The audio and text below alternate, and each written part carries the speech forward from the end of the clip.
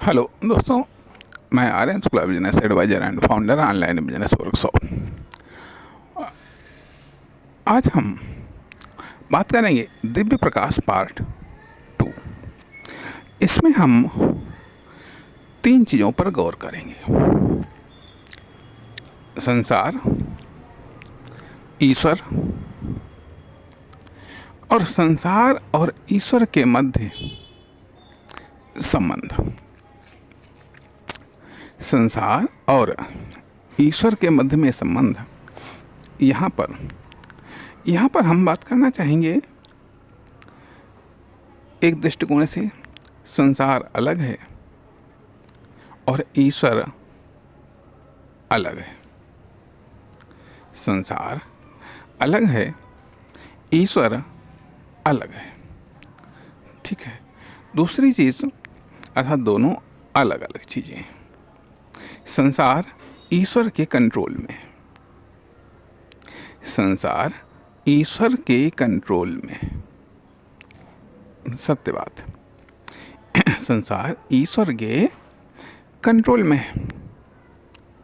अर्थात संसार का प्रत्येक व्यक्ति ईश्वर के कंट्रोल में है। संसार का प्रत्येक व्यक्ति ईश्वर के कंट्रोल में है। अर्थात ईश्वर को प्रत्येक व्यक्ति का जीवन, मृत्यु, सक्सेस और फेलियर, ये सब ईश्वर के अधीन है। सवाल इस बात का उठता है, क्या व्यक्ति अपने आप में एक मौलिक है? क्या व्यक्ति की सोच अपने आप में एक मौलिक है? क्या व्यक्ति ईश्वर से संबंधों को काट करके क्या वह जीवित रह सकता है? या ये कह लीजिएगा कि शरीर में आत्मा एक ऐसा सॉफ्टवेयर है, जिसका कनेक्शन ईश्वरी शक्ति से है। जब वहाँ से सप्लाई बंद हो जाती है, शरीर वहीं रहता है। वहाँ से पावर की सप्लाई बंद हो जाती है, शरीर वहीं रहता है, लेकिन एक्टिव नहीं रह जाता है, डेड हो जाता है। एक्टिव नहीं रह जाता है, डेड हो जाता है। अब वह सॉफ्टवेयर कहाँ पर, किस रूप में बॉडी में इंस्टॉल है कोई नहीं कह सकता, लेकिन इतना जरूर कहा जा सकता है कि वह धड़ और सिर इन दोनों में कहीं न कहीं है। क्योंकि यदि सिर को धड़ से अलग कर दिया जाता है तो ये दोनों निर्जीव हो जाते हैं। जब सिर को धड़ से ही अलग, मतलब धड़ में ही रखा जाता है, तभी वो जीवित रहता है। लेकिन जीवित रहने के लिए यही पर्याप्त शर्त नहीं है, और भी शर्तें। तो यहाँ पर ये बात तो साबित हो रही है कि व्यक्ति कुछ नहीं कर सकता है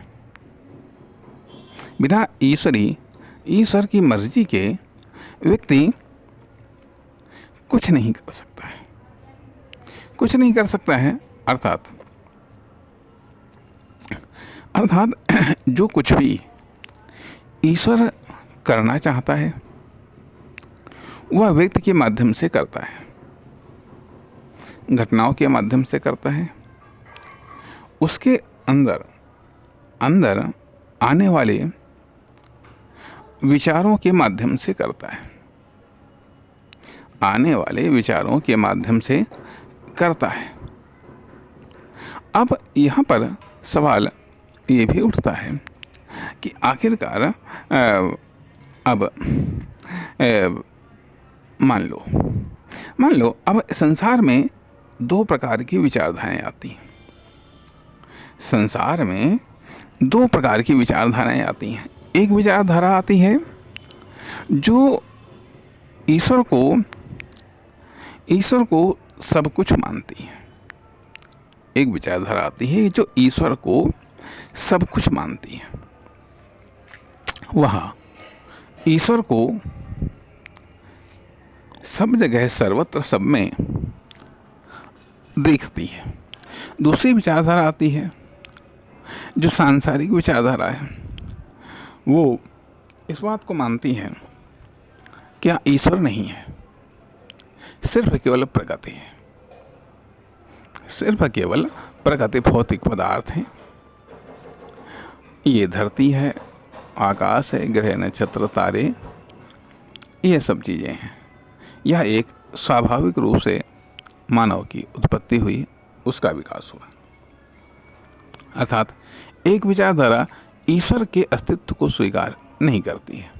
वह विचारधारा ये कहती है कि मैं ही सब कुछ हूँ, कर्ता मैं हूँ। दूसरी विचारधारा कहती है कर्ता ईश्वर है, मैं शून्य हूँ। और एक विचारधारा कहती है कि हाँ, मैं सब कुछ, जो कुछ भी मैं करने वाला हूँ मैं करता हूँ। अब बात भी सत्य है, विचारधाराएं दोनों अपने आप में सत्य हैं। दोनों विचारधाराएं अपने आप में सत्य हैं और यह दोनों विचारधाराएं ईश्वर ने विकसित किया है। यह भी एक विचारधारा है और यह दोनों विचारधाराएं आदमियों ने विकसित किया है। यह भी अपने आप में एक विचारधारा है। अर्थात जो ईश्वर के अस्तित्व को नहीं मानते हैं वो ये मानते हैं कि आदमी ने ईश्वर की कल्पना की है, फिर उसका पूरा का पूरा स्ट्रक्चर खड़ा कर दिया।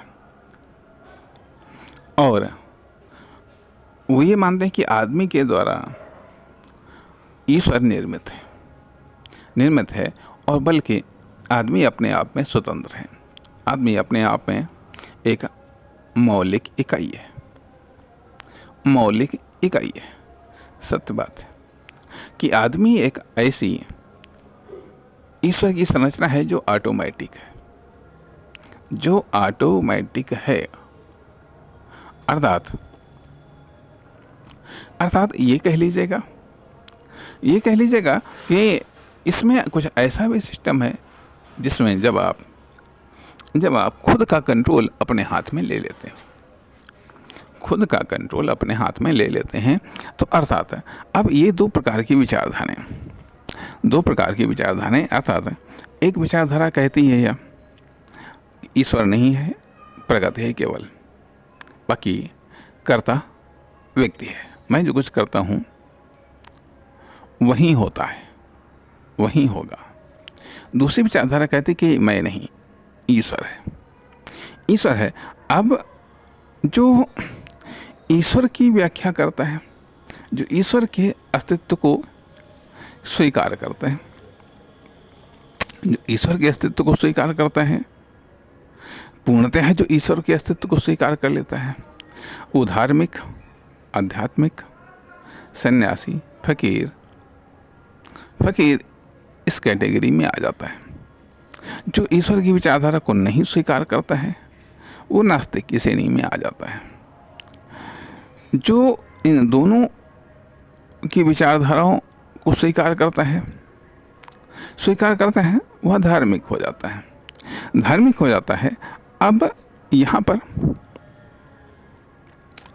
यहाँ पर जब स्वाभाविक बात है कि चाहे हम ये माने कि ईश्वर ने इस संसार की रचना की, या हम ये माने कि इस संसार का विकास हुआ, या ये माने कि इस संसार को मानव ने स्वयं किया अर्थात जो मानवीय दृष्टिकोण है वह ये कहता है कि मानव ने इस संसार का विकास किया है, या प्रकृति ने इस संसार का विकास किया है, और बाद में इस संसार को विकसित करने में मानव का सर्वाधिक योगदान रहा। दूसरी विचारधारा ये कहती है कि ईश्वर ने मानव के द्वारा इस संसार का विकास किया। अब जब विचारधाराएं आ गई तो विचारधाराओं को मानने वाले भी अपने अपने समूह में बट गए जाकर के। ठीक है, अब वो चूँकि ये धरती इतनी विशाल अलग अलग जगहों पर जब सभ्यताओं का विकास हुआ तो परिणाम वो विचारधाराएं भी पनपी। श्रेष्ठता के आधार पर विचारों में टकराहट हुई, हो रही है। अब सवाल इस बात का उठता है कि अब ये जो टकराहट है, जो ये संघर्ष है, और ये कभी कभी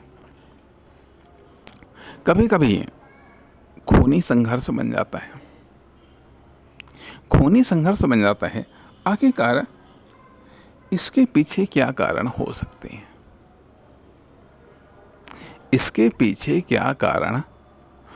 सकते हैं?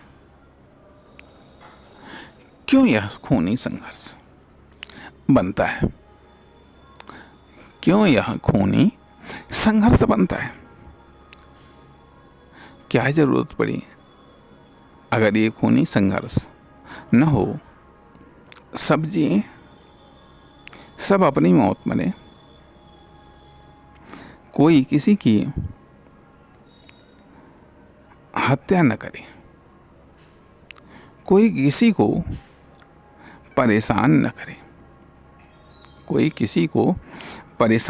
न करे, फिर आखिरकार ऐसी क्यों व्यवस्था हुई?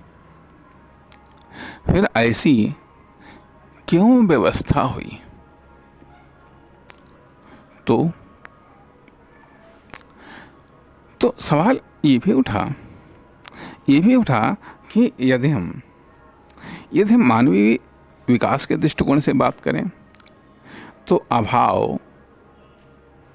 अभाव और उपलब्धता, दो चीजों ने संघर्ष को जन्म दिया। अभाव, उपलब्धता, इच्छा, आकांक्षा, महत्वाकांक्षा, सपने, इन चीजों ने संघर्ष को जन्म दिया, पुरुषार्थ को जन्म दिया, और यह पुरुषार्थ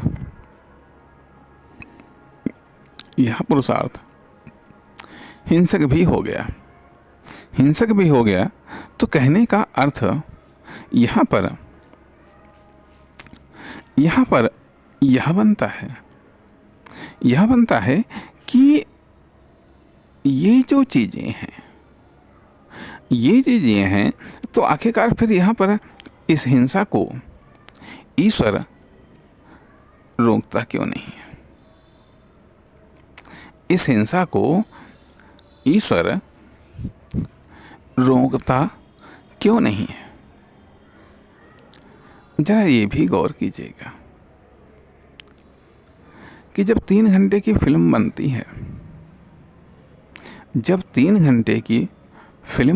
है तो वो हिंसा प्रधान क्यों बनाई जाती है? बहुत कम फिल्में साफ सुथरी बनाई जाती हैं। वो संघर्ष प्रधान या हिंसा प्रधान क्यों बनाई जाती हैं? ताकि देखने वालों को अच्छा लग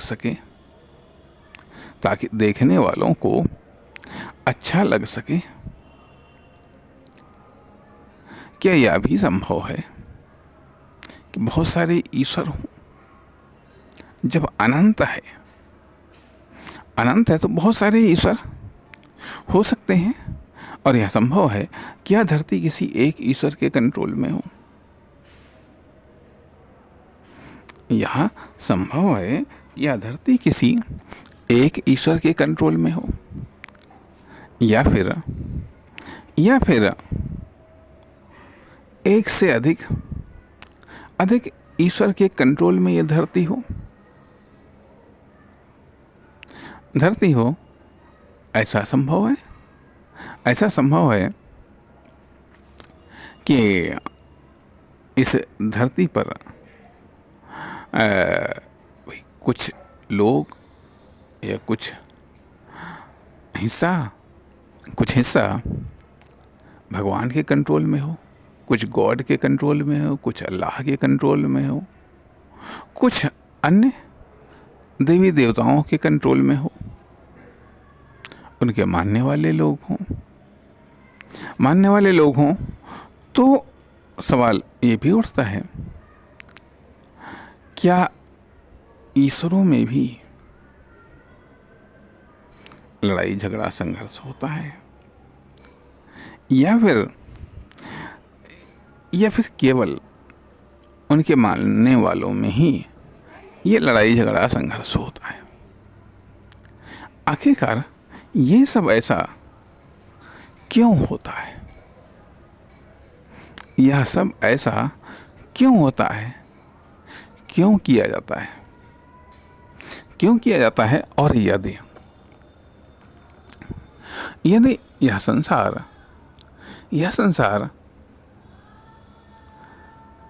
मानव प्रधान दिखता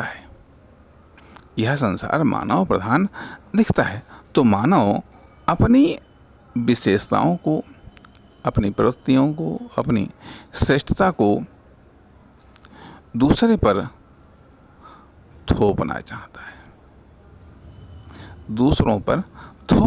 है।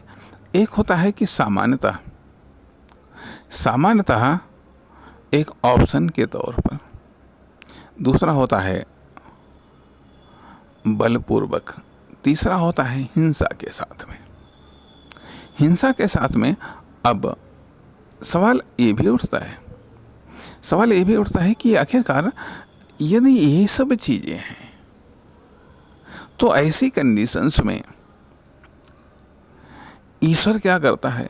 क्या ईश्वर मूक दर्शक बनकर सिर्फ देखता है? तो शायद ऐसा लगता है कि जैसे कि ये संसार, ये धरती अपने आप में एक प्लेग्राउंड है जिस पर विभिन्न विचारधारा के लोग मैदान पर उतरते हैं और उनके कैप्टन होते हैं। आपस में लड़ते झगड़ते पुरुषार्थ करते हैं और वह इस खेल को देख रहा है। और उसके बाद में जब तुम अपना रोल समाप्त करके आओगे, तब हम उसका हिसाब किताब देंगे कि तुमने कितना कैसा किया है। यह सभी मानते हैं कि हाँ, ऊपर हिसाब होगा।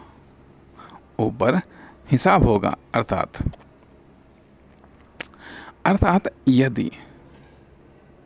यदि स्वप्न में अपने आप में एक दुनिया है, यदि स्वप्न में हम शरीर धारण करते हैं, यदि स्वप्न में अपने आप में अन्य लोग शरीर धारण करते हैं, और हम वो सब बिल्कुल उसी रूप में महसूस करते हैं जिस तरीके से जीवित रूप में महसूस करते हैं, तो इसका अर्थ ये जरूर बनता है कि हाँ, दुनिया है, वो कहीं है, और उसमें हम इस शरीर के साथ में हम नहीं जाते हैं,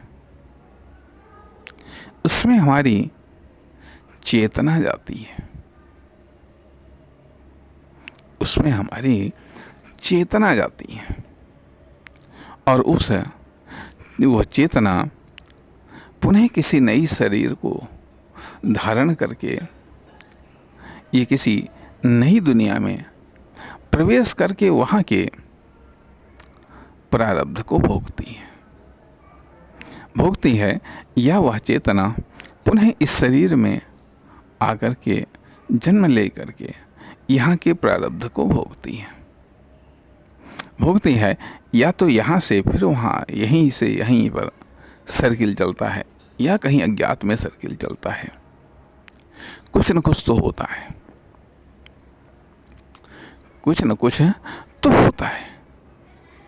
कैसे होता है, कब होता है, कैसे नहीं होता है,